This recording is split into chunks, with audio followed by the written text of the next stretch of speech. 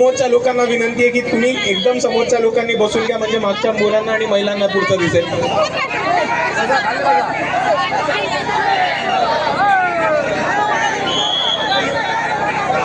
मीडियावाल्यांना पण जरा विनंती आहे, थोडंसं खाली बसून घ्या, थोडंसं खाली.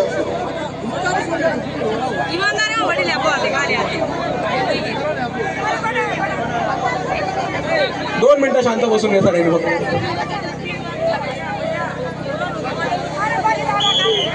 चालू करण्याच्या आधी एक घोषणा द्यायची आहे का?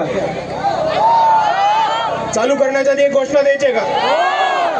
डॉक्टर बाबासाहेब आंबेडकरांचा, डॉक्टर बाबासाहेब आंबेडकरांचा, वंचित बहुजन आघाडीचा, वंचित बहुजन आघाडीचा. बाबासाहेब आंबेडकर तुम आगे बढ़ो, बाबासाहेब आंबेडकर तुम आगे बढ़ो.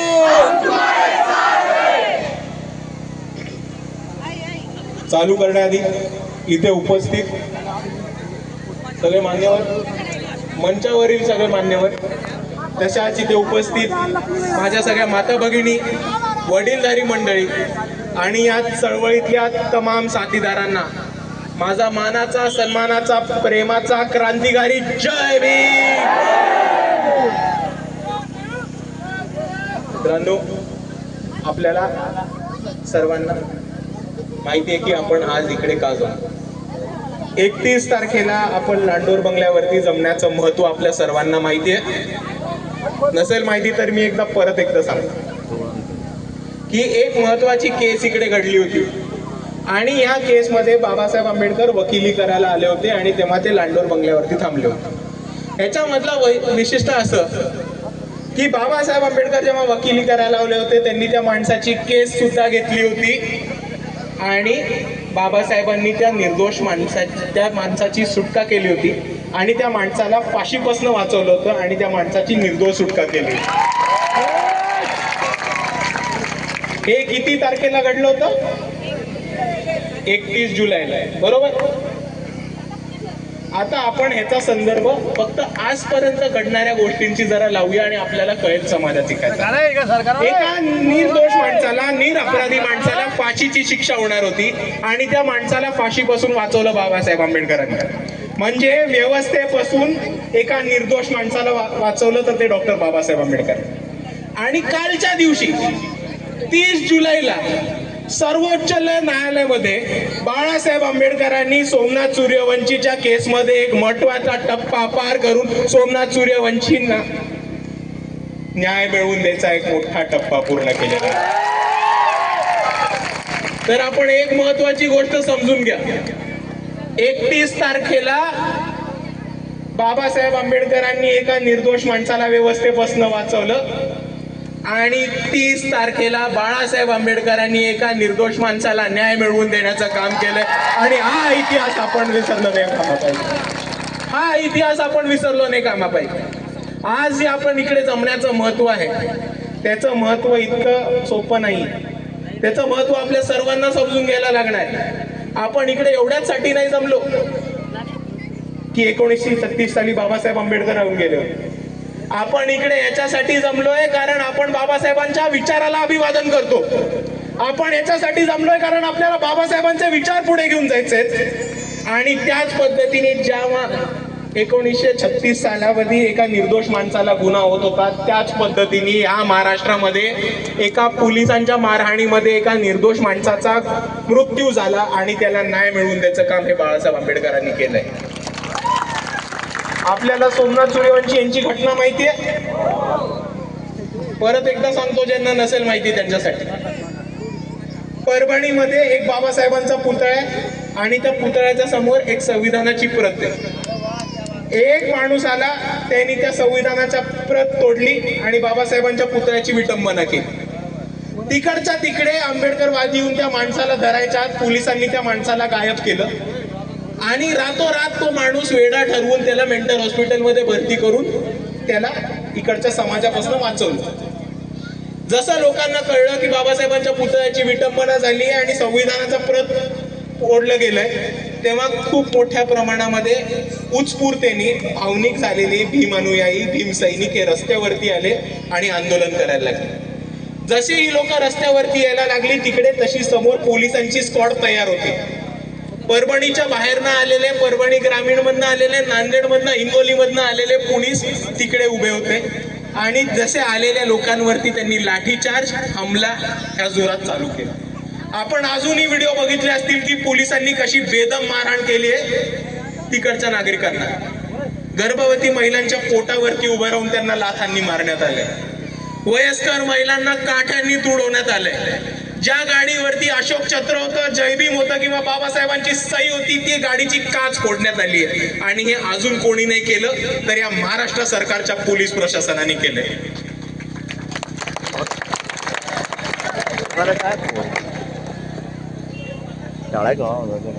त्याच नंतर पोलिसांनी जेव्हा कोम्बिंग ऑपरेशन केलं, लोकांना उचलण्याचा सुरुवात केली, तेव्हा त्यांनी सोमनाथ सूर्यवंशी यांना उचललं, जेलमध्ये नेलं आणि त्यांना पोलीस कस्टडीमध्ये जी मारहाण झाली त्या मारहाणीमध्ये पोलीस कस्टडीमध्ये त्यांचा मृत्यू झाला. त्याच्या तिसऱ्या दिवशी महाराष्ट्राचे मुख्यमंत्री येऊन विधानसभेमध्ये हे म्हणतात की सोमनाथ सूर्यवंशी यांना आजार होता, ते रुग्ण होते आणि त्यांचा मृत्यू हा आजाराने झाला. मित्रांनो, ह्याच्यामध्ये काय काय झालं समजून घ्या. जशी परभणीची घटना घडली तशी वंचित बहुजन युवक आघाडी पहिली होती तिकडे पोहोचवण्यासाठी. तिकडची परिस्थिती सांभाळून घेतली, तिकडच्या लोकांना धीर दिला आणि तिकडच्या पोलिसांना धारेवर धरले. दुसऱ्या बाजूला एक महत्वाचा टप्पा आपल्या सर्वांना हे समजून घ्यायचा आहे की सोमनाथ सूर्यवंशी यांचा मृत्यू झाल्यानंतर त्यांची बॉडी होती ती रातोरात गायब करून औरंगाबादला आणण्यात आली. म्हणजे या सरकारचा आणि या शासनाचा नीचपणा तुम्ही समजून घ्या. एका माणसाला पोलीस कस्टडीमध्ये तुम्ही बेदम मारलं आणि त्याचा मृत्यू झाला तिथपर्यंत थांबले नाहीत. रातोरात त्याची बॉडी उचलून परभणीमधनं औरंगाबादमध्ये नेली.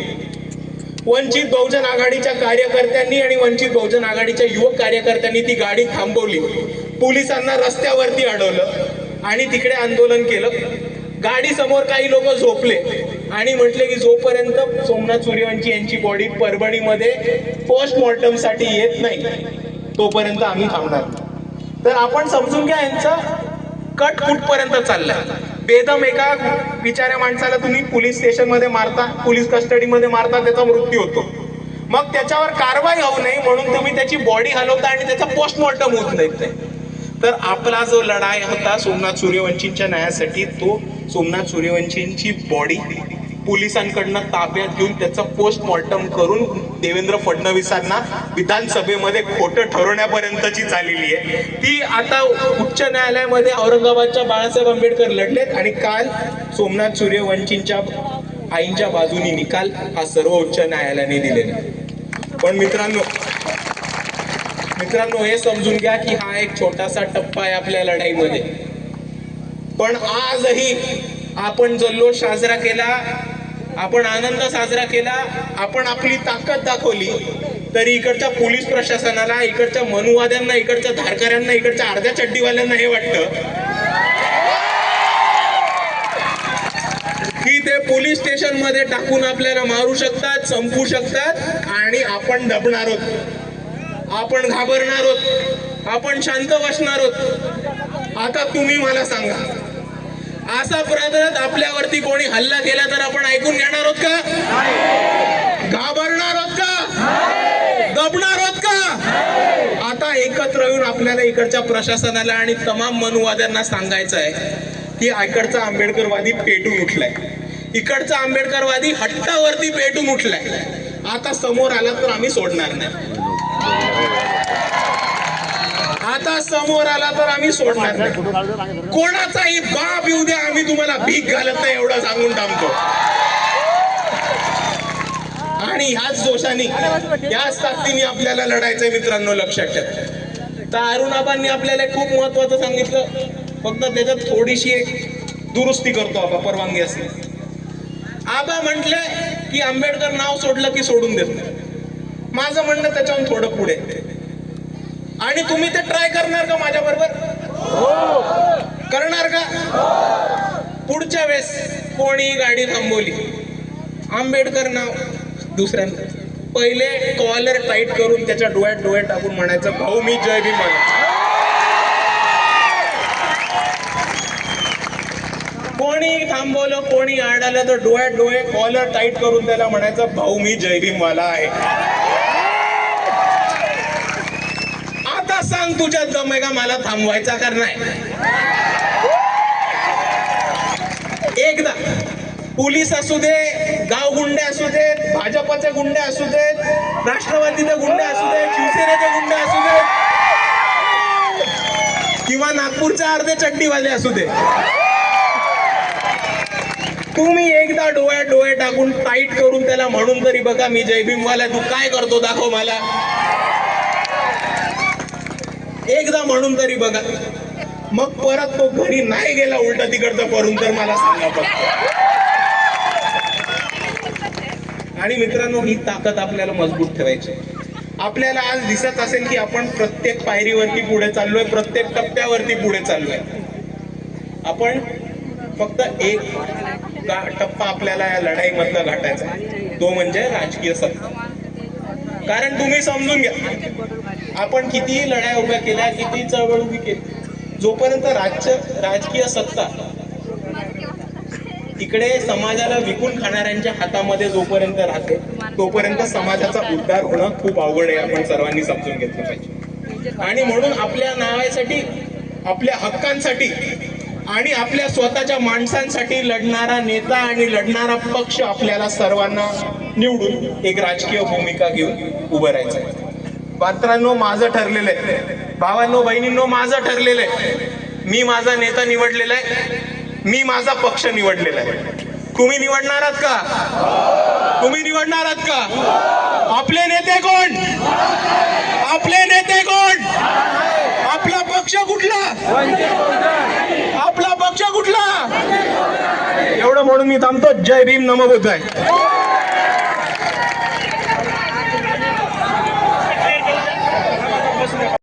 कुत्रीच्या पिल्लाला 50 पिल्लं जन्माला येतात, डुकराच्या पिल्लाला 12 पिल्लं जन्माला येतात, पण या ठिकाणी अशा न जन्माला येतात की ज्या व्यवस्थेला सुरूच नव्हतात. मित्रांनो, आपण सगळेजण भारतरत्न डॉक्टर बाबासाहेब आंबेडकरांच्या कुटुंबावरती, वंशावरती प्रेम करणारे माणसं आहेत. साहेब, अनेक पुढारी जन्माला आले, परंतु एकमेव गादी जन्माला या देशामध्ये, एकमेव वंश जन्माला आले. मी कोल्हाट्याचा आहे, कोल्हाट्याचा, मी कोल्हाट्याचा पाला जलमलो पालक. परंतु बाबासाहेब आंबेडकरांच्या संविधानामुळे या ठिकाणी मला शिक्षा आलं आणि या ठिकाणी भारतरत्न डॉक्टर बाबासाहेब आंबेडकरांच्या स्पर्शाने पावन झालेल्या भूमीला सलामी देता आली. मित्रांनो, बघा, कल भी बाबासाहेब और आज भी बाबासाहेब, कल भी बाबासाहेब और आज भी बाबासाहेब, कल भी बाबासाहेब और आज भी बाबासाहेब. लय जण गप्पा मारतात. काय काय गप्पा मारते बाबा, दुपारी एक बोलते, संध्याकाळी एक बोलते, नाणार पडले एक बोलते. परंतु आमचा लढा या ठिकाणी कुणासाठी आहे? त्या गोरगरीब कष्टकऱ्यासाठी आहे, इथल्या दलितांसाठी, इथल्या शोषितांसाठी आहे. तर मी सगळेजण हजारो आहे बहिणी प्रेम करतात. मी गाडीत येताना एका कार्यकर्त्याला बोलत होतो, मी गाडीत येताना एक कार्यकर्त्याला बोलत होतो, मी पहिल्यांदा आणि दादाला बोलत होतो, अरे बाबासाहेबांनी ज्या भूमीवरती मुक्काम केला त्या भूमीला सलाम करण्यासाठी माझे माणसं दिवाळीचा सण जसा असतो तसे नटून खटून आले त्या ठिकाणी. अरे सगळ्याच्या चेहऱ्यावर हास्य, उदांड उत्साह, ताकद, रक्ताचा करते. अरे मोदी, तुझं 12 पिढ्याचं जरी सरकार आणलं तर उठून आत टाकण्याची आमची ताकद आहे. अरे डेंगराची ओळख आमची आहे, या वड्या नाल्याची ओळख आमची आहे. या झाडा झुडपामध्ये भारतरत्न डॉक्टर बाबासाहेब आंबेडकर ज्या रस्त्याने आले त्या रस्त्यावरून ज्या ठिकाणाहून गेले अजूनही त्यांच्या पायाचा श्वास दगडे जंगलामध्ये आहे. सांगतोय तुम्हाला, श्वास सांगतोय तुम्हाला, सुगंध तुम्हाला सांगतोय. पुन्हा बाबासाहेब सांगतेत की व्यवस्था बदलली बाळांनो, लढाईची तयारी करा, संघर्षाची तयारी करा. सभा आता अनेक होत्या, सभा अनेक होत्या. एखादी मोदीची होईल, मोदीची होईल किंवा बाकीची कुणाची होईल. मित्रांनो, थोड्या टाइमानंतर या ठिकाणी बाबासाहेब आंबेडकर या भूमीमध्ये का आले त्याचा इतिहास आहे. या ठिकाणी बैलाच्या पोळ्याचा सण, बैलाच्या पोळ्याचा सण, त्याचा मान, याचा वाद निर्माण झाला आणि त्या वादाची वकिली करण्यासाठी भारतरत्न डॉक्टर बाबासाहेब आंबेडकर या ठिकाणी आले. कितीतरी वकील आले, कुठं झोपले कुठं मेले त्याचा पत्ता नाही. कितीतरी फुटारी आले, कुठं खाल्ले कुठं काय हागले पत्ता नाही त्याचा. परंतु भारतरत्न डॉक्टर बाबासाहेब आंबेडकर ज्या ज्या ठिकाणी गेले, ज्या ज्या ठिकाणी लढले, अजरामर झाले, इच्छा झाला. बाबासाहेब गेले तर या भूमीवरती आज तना मना धनाने स्वतःचा पैसे खर्च करून 31 जुलै रोजी सण साजरा करण्यासाठी, बाबासाहेबांच्या आठवणीला उजाळा देण्यासाठी तमाम सर्व भीम सैनिक येतात. सलाम तुम्हाला, जय भीम माझ्या भावांना आणि बहिणींना. येताना पोलिसांनी आम्हाला अडवलं. दादा, तुमची गाडी पुढे निघून आली, परंतु आम्ही तुमचं नाव सांगून दादा गाडी घेऊन आलो पाठीमागे. आम्हाला एवढं माहिती झालं की पोलिसांना आंबेडकर कुटुंबाचं नाव सांगितल्यानंतर गाडी सोडतात बरं का. पोलिसाला आंबेडकर कुटुंबाचं नाव सांगितल्यानंतर गाडी सोडतात. दुसऱ्याने दुसऱ्याचं नाव सांगितलं, त्याची गाडी साईडला लावली आणि माझी गाडी सोडून दिली. मग सांगा भावानं, दम कोणामध्ये आहे? मला ऐका येत नाही, तर कमी ऐका येत. आई कुणात दमे, आई दम कुणात आहे? बाबासाहेबांच्या कुटुंबामध्ये, विचारामध्ये दम आहे. ठिकाणी ही लढाई लढण्यासाठी आपल्याला सज्ज व्हायचंय. आणि उद्याच्या काळामध्ये बाबासाहेब आंबेडकरांनी धुळ्यामध्ये सांगितलं होतं, एकत्र या, एक संघ व्हा, एकत्र या, एक संघ व्हा. आणि त्या व्यवस्थेच्या विरोधामध्ये रणसिंग फुकरा, रणसिंग फुका आणि व्यवस्था बदलू टाका. हाच विचार डोळ्यापुढे ठेवून पुढच्या काळामध्ये आपण एकत्र या. तो मामासाठी, ताई, तुमच्यासाठी आणि माझ्यासाठी, तुमच्या आणि माझ्यासाठी हे देशामध्ये एकमेव कुटुंब आहे. 4थी पिढी ती सेवा करते तुमची, गोरगरिबांची आहे. 4थी पिढी लढते तुमच्यासाठी, तुमच्या हक्कासाठी, शिक्षणासाठी, अत्याचारासाठी.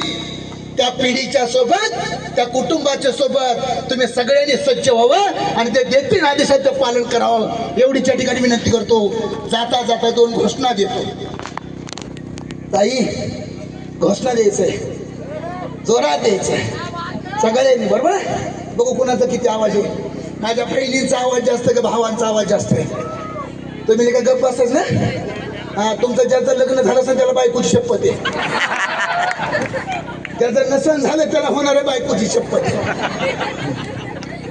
आणि तुम्हाला माझी आणि दादाची शपथ आहे. जोरात हात वर करून बसले. मी म्हणे भारतरत्न डॉक्टर बाबासाहेब आंबेडकरांचा विजय असो. सगळ्यांना हात वर करायचा आहे. आई तू पण करायचा आहे. सुटापुटातल्या लोकांनी करायचं, लाजायचं नाही. माझं सगळीकडे लक्ष आहे. ज्या बाबांनी आपल्यासाठी आयुष्य वेचला, अरे जनावराला आणि कुत्र्याला आणि मांजराला एकत्र बांधण्यात जात होते, त्या ठिकाणी आपल्याला जागा होती. जिथं लोक हागायला जात होते तिथं जागा होती. आज बाबासाहेब आंबेडकरांनी वाड्यावर जागा दिली. वाड्यावर कुठे जागा दिली? वाड्यावर. वाड्यावर डॉक्टर बाबासाहेब आंबेडकरांचं पाहुणे जरा हात सोडा ना पाठीमागचे. तुमचं तुम्ही बघून घ्या म्हणा, 3 डबे घासले पड्या तुमच्यावरती. हात वर करा, माझं सगळीकडे लक्ष आहे. वर हात करा सगळे. पोलिसांनी वर हात केले तरी जमतील, फक्त गपचीत सांगू ना कोणाला. साहेब जाऊन द्या महाराष्ट्रामध्ये देवेंद्र फडणवीसला सांगा की धुळे जिल्ह्यातला सगळा आंबेडकरी परिवार चिडलेला आहे.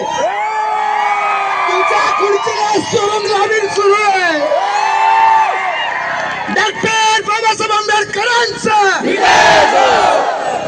अरे हे कितका मोठा डोंगर आहे, त्या डोंगरात आवाज पलीकडे गेला पाहिजे.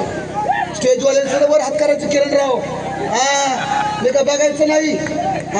डॉक्टर बाबासाहेब आंबेडकरांचा, महात्मा ज्योतिबा फुल्यांचा, श्री शाहू महाराजांचा. मी म्हणे जिते लढेंगे तो माहिती जितेंगे. बरोबर आहे, लढेंगे जितेंगे. कुठून अरे बाळा माझ्या नेत्याचं मागे मागे थोडं.